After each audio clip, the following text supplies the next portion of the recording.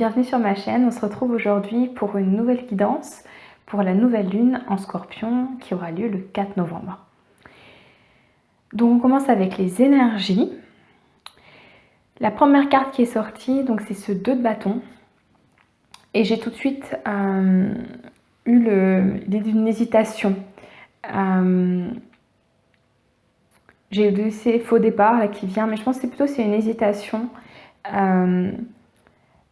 D'une envie de démarrer quelque chose. On a l'as de bâton ici qui confirme cette fougue à vouloir démarrer quelque chose de nouveau, à se lancer dans une nouvelle direction.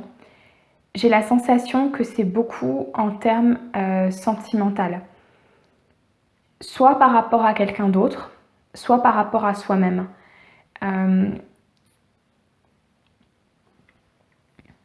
Et que finalement, c'est une nouvelle lune qui nous fait hésiter en fait sur la direction qu'on veut prendre.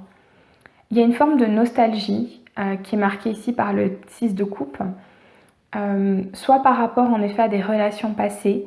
Il y a presque une envie de retourner dans ces relations passées, et ce qui empêche ou ce qui bloque en tout cas un certain temps le passage à autre chose. J'ai quand même 3 cartes. On a le pendu à l'envers, le 3 d'épée et le 4 de coupe qui m'indiquent qu'il y a quelque chose, et puis aussi le 6 de coupe quand même.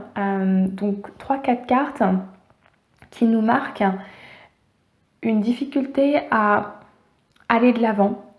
On a le 6 de coupe et le 4 de coupe qui nous parlent particulièrement du fait d'être pour le 4 de coupe bloqué dans un certain schéma émotionnel, dans un certain schéma sentimental où on est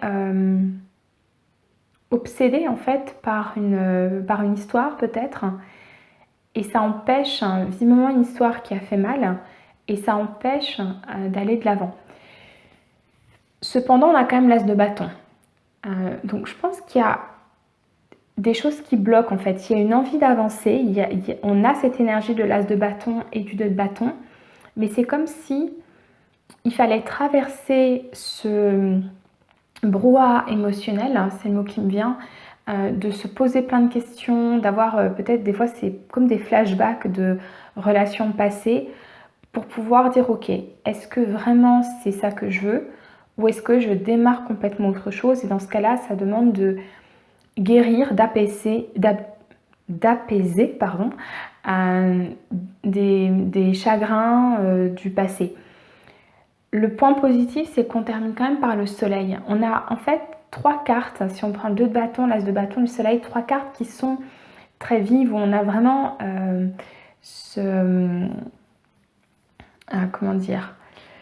cette énergie de feu. Et ce qui m'interpelle en fait, si on reste sur cette idée du soleil, c'est que on a le pendu qui est à l'envers, donc c'est comme si on a cette auréole là qui fait un peu penser au soleil, mais qui est dans un blocage ici. On a là 2 cartes plutôt sombres, et puis on a le 4 de coupe où on a comme la sensation, si on prolongeait la carte, qu'il y a le soleil qui se cache quelque part. Et donc ce à quoi ça me fait penser, c'est qu'il y a une énergie d'aller de l'avant. Je pense que c'est vraiment centré sur l'émotionnel, le sentimental, et que avant de pleinement aller de l'avant, on a une nouvelle lune qui nous pousse en fait à vraiment s'interroger et à revenir en fait en arrière pour mieux avancer. On a ensuite les cartes du dessous. On a la compassion, la méditation, l'union, la connaissance de soi, et en dos de deck la gratitude. La compassion, pour moi ici, elle est vraiment par rapport à soi-même.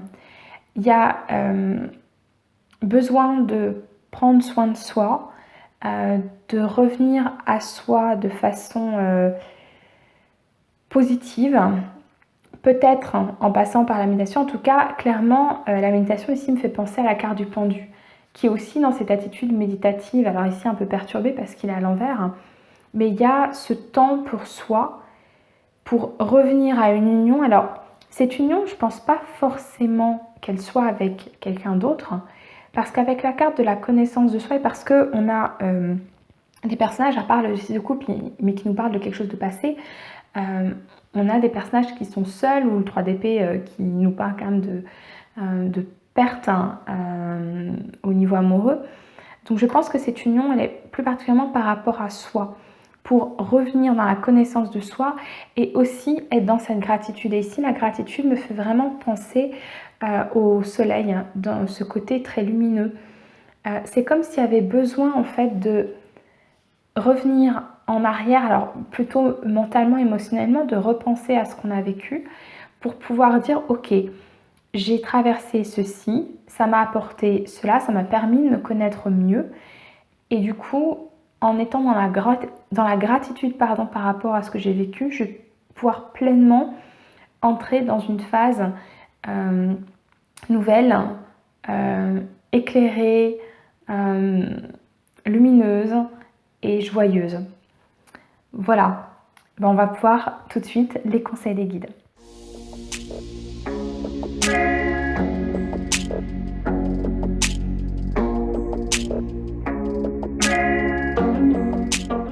Ok, donc en ce qui concerne les conseils des guides pour cette nouvelle lune, c'est très intéressant. Alors, j'ai pas pu m'empêcher de sourire quand j'ai la carte Ayez de la gratitude qui est sortie, parce que ça confirme exactement ce qu'on a vu tout à l'heure dans les énergies. Mais on va reprendre au début. On a l'élément eau et l'hiver. L'élément eau, ce qui m'a tout de suite interpellée, c'est le côté fluidité, le côté laisser couler les choses, et le 5. Le 5 qui nous parle de changement. Et donc, le conseil, c'est par rapport au changement qui se profile ou qu'on a dans notre vie actuellement, c'est de laisser couler. Et avec la carte de l'hiver aussi, de laisser mourir ce qui doit mourir en fait. On ne peut pas tout garder avec soi en fait. Il y a des choses qu'on doit laisser,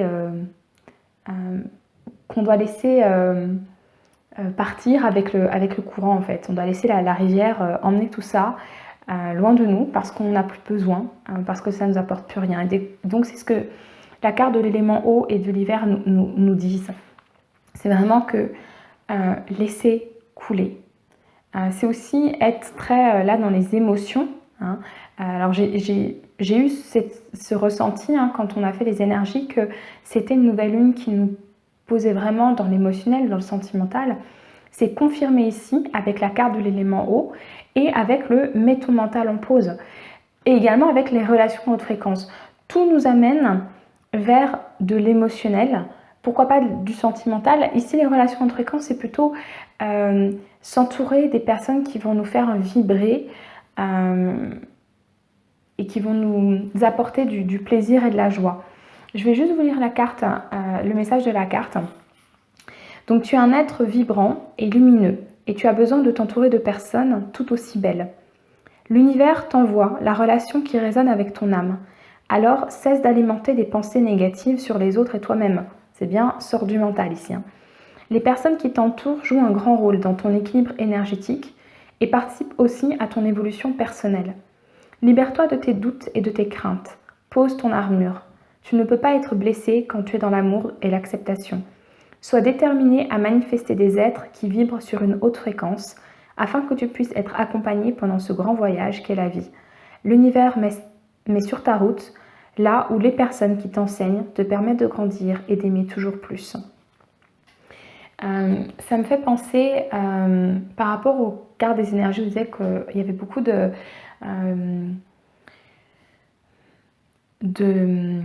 comment dire, on reste avec soi en fait. Et j'avais dit que la carte de l'union avec la carte de la connaissance de soi, c'était certainement par rapport à soi-même, pas forcément l'union avec d'autres personnes. S'il y a union avec d'autres personnes, je vois plutôt dans l'amitié, pas forcément que ce soit beaucoup plus, mais visiblement le fait de mettre le mental en pause et d'aller connecter avec des personnes qui nous font vibrer, c'est ce qui va nous amener vers la carte du soleil qu'on avait à la fin, vers cette joie, vers cette gratitude. Et donc, justement, par une gratitude, on revient confirmation, ayez de la gratitude et inspirez les autres. Il y a une sorte d'échange ici je ressens de la gratitude par rapport à ce que j'ai pu vivre en lien avec les autres et en retour, j'inspire les autres. C'est-à-dire qu'en amenant le soleil dans ma vie, grâce à cette gratitude, je vais pouvoir le transmettre aux autres. Donc voici les messages pour cette nouvelle lune. Je vous souhaite une très très belle semaine et j'espère vous retrouver la semaine prochaine pour une nouvelle vidéo. Je vous avoue qu'actuellement c'est un peu compliqué, mentalement je suis pas au mieux de ma forme et je peux pas faire des guidances en fait quand je suis pas bien dans ma tête. Donc s'il y a une vidéo la semaine prochaine, tant mieux. Sinon, je vous demanderai un petit peu de patience et on se retrouvera dans tous les cas pour une guidance pour la prochaine pleine lune. Voilà, je vous souhaite une très belle semaine. Au revoir.